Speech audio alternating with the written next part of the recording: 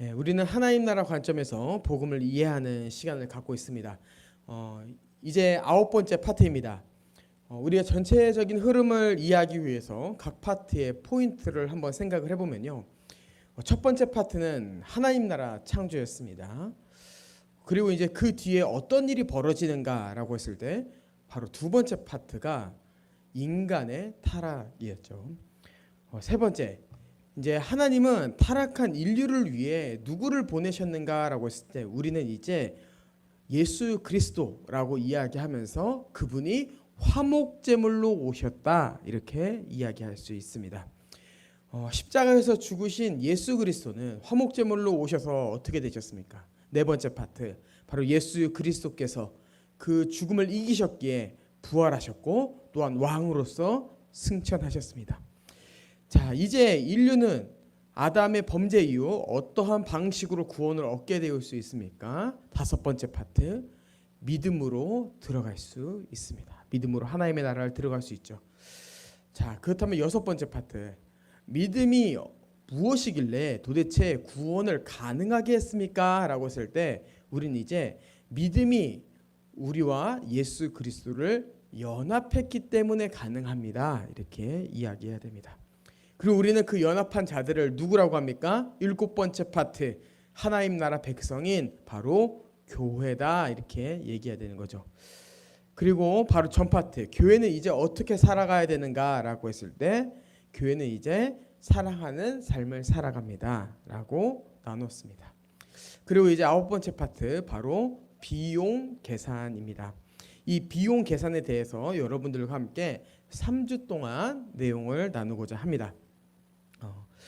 우리는 앞에서 교회가 하나님 나라의 새로운 백성임을 살펴보았어요. 교회가 하나님 나라의 백성이 되었다는 것은요, 교회의 주가 이제 내가 아닌 하나님이라는 것을 의미합니다. 그리고 교회는요, 하나님의 말씀에 순종함으로 자신이 백성임을 증명해요. 그리고 우리는 그 하나님의 말씀에 순종하는 백성을 또 다른 말로 예수님의 제자다 이렇게 얘기합니다. 그렇다면 우리가 예수님의 제자라는 것은 무엇을 의미할까요? 자, 오늘 본문은요, 12제자가 등장합니다. 이 12제자의 모습을 통해서 제자가 무엇인지를 설명하는 본문인데요. 본문을 한번 좀 보면요, 예수님께서 첫 번째로 이제 제자들에게 말씀하시죠. 사람들이 나를 누구로 하느냐 이렇게 질문하시고 그에 대답을 들으신 뒤에 그렇다면 너희는 나를 누구라 하느냐라고 했을 때 베드로는 주는 그리스도이십니다 이렇게 이야기를 해요. 예수님은 이 말을 들으신 뒤에 이 말을 사람들에게 이해하기에는 아직 사람들이 이 말에 대한 제대로 된 의미를 이해할 만한 수준이 아니다. 그렇기 때문에 너희는 이것을 아무에게도 말하지 말라 경고하십니다. 그리고 나서 본격적으로 예수님이 이제 제자들에게 분명하게 말씀하시는 거죠. 무엇에 대해서? 바로 자신의 죽음에 대해서. 예수님은 자신의 죽음에 대해 12제자들에게 예고하세요. 그 다음에 제자들의 반응이 어땠습니까?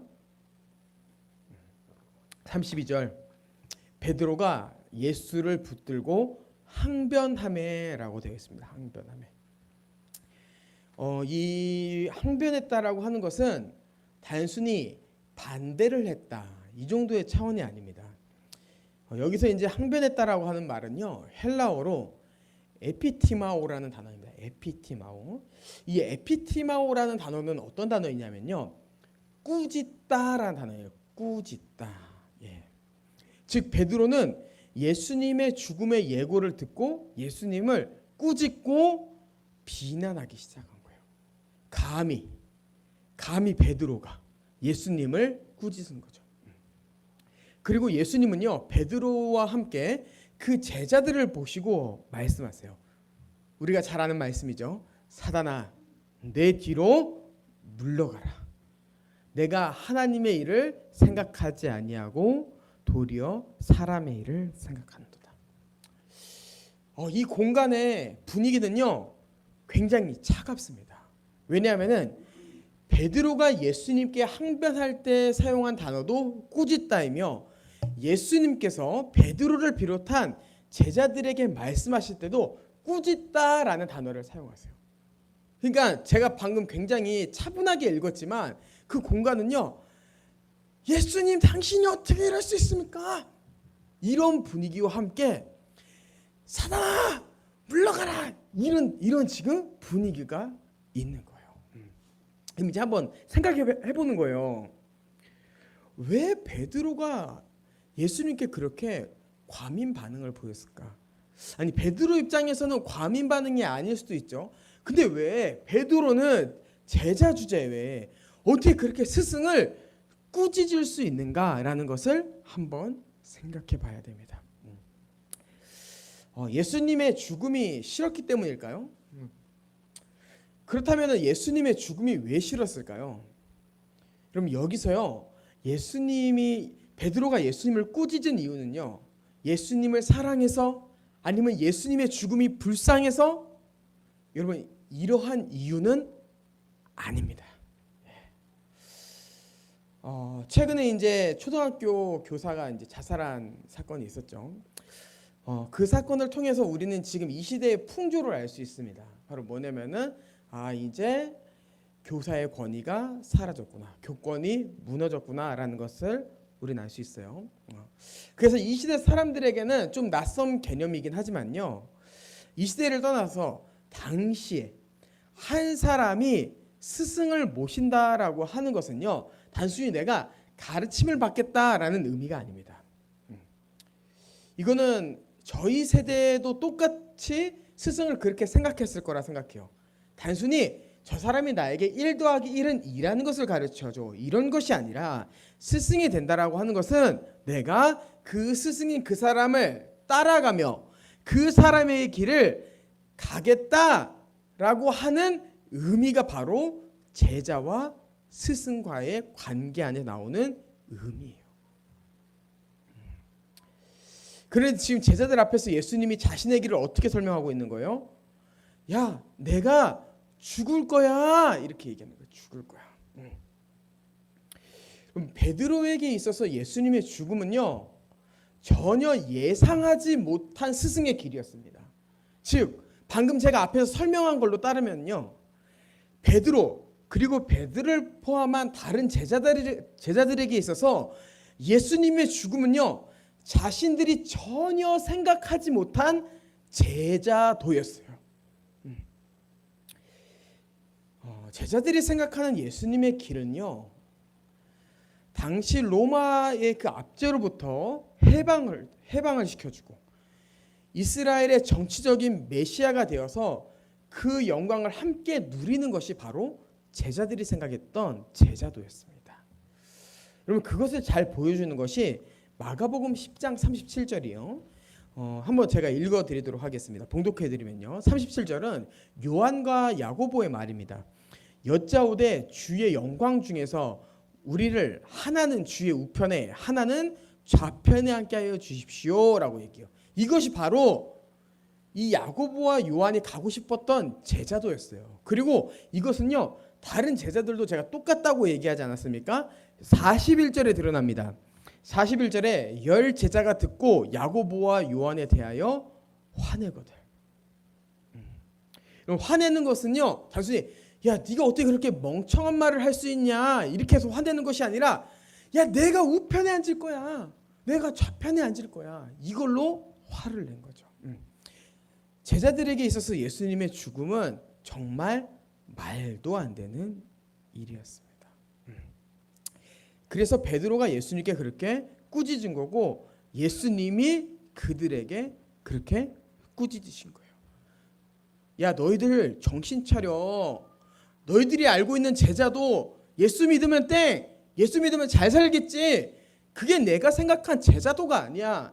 내가 너희를 사람 낚는 어부로 세웠다라고 하는 것은 앞으로 길이 나와 똑같은 길을 가야 된다는 것을 의미한 거야 라고 분명히 말씀하신 겁니다.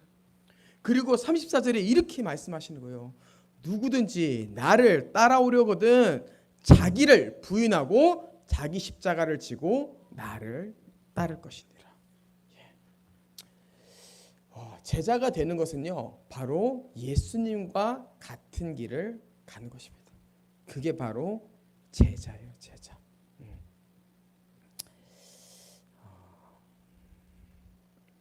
이제 그렇다면은 우리는 자기를 부인하고 자기 십자가를 지려면은 우리는 어떠한 자세를 취해야 되는지를 한번 생각해 봐야 됩니다. 제가 이 자세를 알게 하기 위해서 세계관을 좀 잠깐 좀 이야기해 보도록 하겠습니다. 한국교회는요, 하나님 나라를 크게 두 가지로 이해해왔습니다. 첫 번째는요, 근본주의적인 입장입니다. 이 근본주의라는 말이 조금 낯설긴 하지만 쉽게 설명을 하면요, 교회는 거룩하고 세상은 부정하다라고 보는 입장이에요. 이들이 생각하는 거룩한 삶은요, 세상은 죄로 가득하기 때문에 우리는 분리되어야 하고 교회에서만 열심히 하면 돼, 교회에서만 하는 것이 거룩한 거야 라고 보는 것이 바로 근본주의적 입장이에요. 그래서 이 사람들의 삶은요, 기도하는 것은 굉장히 거룩하게 생각하지만 스키장에 가는 것, 찬양을 부르지 않고 가요를 부르는 것은 거룩하지 않다라고 생각합니다. 굉장히 낯선 개념은 아니죠. 우리의 자라온 환경이기도 해요. 예. 자, 두 번째 입장은 뭐냐면요, 신복음주의 입장입니다. 이것도 근본주의와 마찬가지로 약간 좀 낯선 단어지만 쉽게 이해해 보겠습니다. 신복음주의는요, 세상 속에서의 삶을 중요하게 생각합니다. 그래서 뭐 사회 복음화, 사회 전체를 우리가 복음화 시켜야 된다, 성시화 시켜야 된다, 이런 입장은 아니지만 개인이 세상 속에 들어가서 복음을 전하는 것이 얼마나 중요하냐, 이렇게 말하는 것이 바로 신복음주의 입장이에요. 근데 이 신복음주의가 완전 극단은 아닌데요, 이게 문제가 뭐냐면요, 신복음주의의 영향을 받은 사람들은 개인의 세상 속의 삶을 너무 강조하다 보니까 교회를 무시하는 경향이 있습니다. 이것이 지금 한국 교회가 이해하고 있는 하나님 나라에 대한 두 입장이에요. 우리는 뭐 어디냐, 뭐 우리는 근본주의냐, 우리는 신복음주의냐, 여러분 그렇게 말할 필요가 없습니다. 우리는요, 이 한국 교회 배경 아래 자라왔기 때문에요, 이 두 가지 영향 아래 다 들어가 있어요. 어떤 사람은 조금 근본주의적 입장에 치우쳐질 수 있고 어떤 사람은 좀 더 신복음주의에 치우쳐질 수 있지만 우리 안에는 여전히 근본주의적인 생각을 가지고 있고요, 우리 안에는 여전히 신복음주의적인 입장을 가지고 있습니다. 그래서 막 갑자기 막 교회에서 막 곽 집사님이 막 가요 막 이렇게 반주하시면 막 거룩하지 못해 막 이렇게 막 하는 거는 이제 근본주의. 갑자기 막 그러다가 막 교회가 뭐가 중요해, 나가서 복음 전해야지, 이러면 신복음주의 이렇게 생각하시면 돼요. 곽 집사님이 이상하다는 게 아니에요. 지금 이 두 입장이 이상하다고 얘기하는 겁니다. 자, 이러한 역량 아래 우리가 자라왔다라고 하는 거예요. 그럼 이제 우리는 어떻게 자세를 취하냐라고 했을 때 제가 이 올바른 세계관 안에서 제자도를 이해하도록 한번 좀 머릿속에 한번 그림을 좀 그려보도록 하겠습니다. 머릿속에요, 중앙에 교회라는 글자를 한번 새겨보세요. 그리고 그 교회라는 글자 주변에 두꺼운 울타리를 치십시오. 두꺼운 울타리를 치고 그 다음에 그 울타리 주변으로 큰 원을 그린 뒤에 세상이라고 써보세요. 그 안에 세상. 예. 이게 바로 근본주의적 세계관. 예. 깨버리시면 돼요. 부셔버리고. 자, 두 번째, 큰 원을 하나 그리십시오. 지우시고 다 지우시고요. 큰 원을 그린 다음에 그 안에 교회라고 쓰십시오. 예. 교회라고 쓰고. 그 다음에 그 교회 옆에 세상이라고 쓰세요. 예. 이게 바로 교회와 세상을 구분하지 않는 신복음주의 입장. 깨버리십시오. 깨버리는. 네. 이거는 올바른 제자도로 갈 수가 없어요. 자, 마지막, 작은 원을 그린 다음에 그 안에 교회를 쓰십시오. 네. 그리고 그 주변에 큰 원을 그리시고요, 거기다가 세상이라고 쓰세요. 그리고 그 큰 원과 작은 원 사이에 양쪽으로 향해 있는 화살표를 그리십시오. 화살표. 예. 이것이 바로 성경적 세계관입니다. 성경적 교회는 세상과 분리되지 않지만 구별되며 결국에 세상 속에 들어가 주변 이웃을 교회로 초대하여 복음을 듣게 하고 우리가 그 세상 안에서 제자로 살아가는 삶, 이것이 바로 우리가 가야 될 삶의 자세인 거예요. 제자라고 해서 교회만 있으면 안 돼요, 여러분. 제자라고 해서 세상만 있으면 안 됩니다. 우린 이 하나님 나라 백성이면서 대한민국 국민이라는 것을 잊어버리면 안 돼요. 그리고 그 안에서 자기를 부인하고 자기 십자가를 지는 거예요. 자, 그러면은 자기를 부인하고 자기 십자가를 지면 어떠한 모습으로 살아갈 수 있을까라고 했을 때 한번 잠깐 생각해 보십시오, 여러분. 자기를 부인하고 자기 십자가를 지는 삶은 무엇일까요? 제가 이렇게 여러분에게 질문하는 이유는요, 우리가 최근에 배운 내용과 밀접하게 연결되어 있기 때문이에요. 여러분, 바로 자기를 부인하고 자기 십자가를 지는 것은 8번째 주제였던 사랑입니다. 사랑. 여러분, 우리가 제자로 살아가는 것은요, 복음을 직접적으로 전함으로 인하여서 제자의 삶을 살아갈 수 있지만 또 전함과 동시에 우리가 세상 속에서 사랑하는 삶을 통하여서 제자의 길을 걸어가며 그 사람들을 교회로 인도할 수 있습니다. 힘들어도 오래 참고 상대방에게 온유하며 시기하지 아니하며 나를 자랑하지 아니하며 교만하지 아니하며 상대방에게 무례히 행하지 아니하며 다른 사람을 누르고 자기 유익을 구하지 아니하며 화가 나도 성내지 아니하며 악한 것을 생각하지 아니하며 불의를 기뻐하지 아니하고 진리와 함께 기뻐하고 모든 것을 참으며 모든 것을 믿으며 모든 것을 바라며 모든 것을 견디는 것이 바로 우리가 세상 속에서 제자로서 살아가는 삶인 거죠. 그러면 자기 부인은 다른 것이 아닙니다. 말 그대로 하나님의 뜻과 상관없는 내 뜻을 부인함으로 하나님의 뜻에 맞춰 사랑하며 나아가는 거예요. 그렇기 때문에 이러한 삶의 방향성을 가지고 나아갈 때 오래 참음이 가능한 거고 온유가 가능한 거고 자기 유익을 구하지 않는 것이 가능한 거인 거죠. 계속 부인하잖아요, 우리는. 제가 이번 주에 이런 생각을 해봤습니다. 사람의 귀는 왜 2개일까? 우리는 그냥 쉽게 얘기할 수 있어요. 사람의 귀가 왜 2개일까요? 당연히 2개로 듣기 위함이죠. 여러분, 저는 생각이 바뀌었습니다. 사람의 귀는 2개인 이유는 바로 한 귀로 듣고 한 귀로 흘려보내기 위해서입니다. 설교 시간은 안 됩니다, 여러분. 설교 시간에는 2귀를 듣는 걸로만 사용하셔야 돼요. 근데 세상에서는 너무 힘들면은 하나로는 듣지만 그 하나로는 흘려보는 용도로 사용하세요. 세상 사람들이 아무런 이유 없이 우리를 저주하면요, 여러분 그거 흘려보내시면 됩니다. 세상 속에서 괜히 우리한테 사람들이 시비를 겁니까? 그러면 여러분 그냥 흘려보내세요. 괜히 한 귀로 들었다가 그 들은 말을 마음속이나 머리로 가지고 가서 그것을 담는다면요, 여러분 우리는 그 사람들과 똑같이 반응할 수밖에 없어요.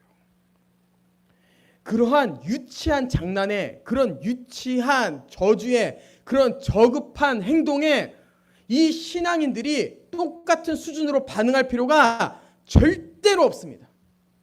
여러분, 이거는 무관심이 아닙니다. 무관심이 아니라 우리가 그리스도를 따르는 수준 높은 신앙인들로서 우리의 수준에 맞게 삶에서 반응해야 된다는 걸 얘기하고 싶은 거예요. 그리고 그 가운데서 계속해서 부인하는 거죠. 왜 나한테 이 말하지? 난 아무 잘못도 안 했는데. 그래, 알았어. 나는 한 귀로 흘려보낼게. 절대로 너와 똑같이 유치하게 반응하지 않을 거야. 절대로 너와 똑같이 수준 나는 반응으로 눈에는 눈, 이에는 이 안 할 거야. 왜? 예수님께서 너를 사랑하라고 하셨거든. 그리스도인은 이렇게 가는 겁니다. 이렇게.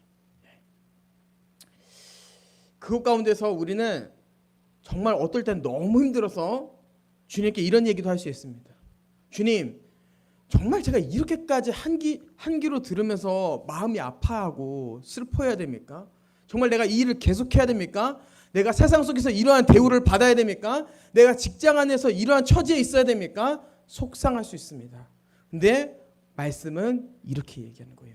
그것이 바로 너가 져야 할 십자가인 거야. 이렇게 말씀하시는 거예요. 주님, 고난이 있잖아요. 고난. 내가 행복해야 되잖아요. 아니야. 이 이미와 아직 삶에서는 너가 주 안에서 행복하지만 감당해야 될 고난이 있는 거야 라고 말씀하시는 거죠. 그리고 그 부분에 있어서 너가 고난만 받아 이렇게 말씀하시는 것이 아니라 우리에게 주님께서 분명한 소망과 은혜를 주세요. 마가복음 8장 35절 누구든지 자기 목숨을 구원하고자 하면 잃을 것이요 누구든지 나와 복음을 위하여 자기 목숨을 잃으면 구원하리라. 주님은 그 십자가의 길을 걷는 자, 세상에서 참고 인내하며 그 고난을 견딘 자에게 너에게 영생에 들어갈 수 있는 자격을 주겠다. 너가 내 참 제자라는 것을 분명히 선포하고 너를 칭찬하겠다라고 오늘 35절에 분명히 말씀하십니다. 결론 맺겠습니다. 여러분, 우리의 스승은 누구입니까? 바로 예수 그리스도입니다.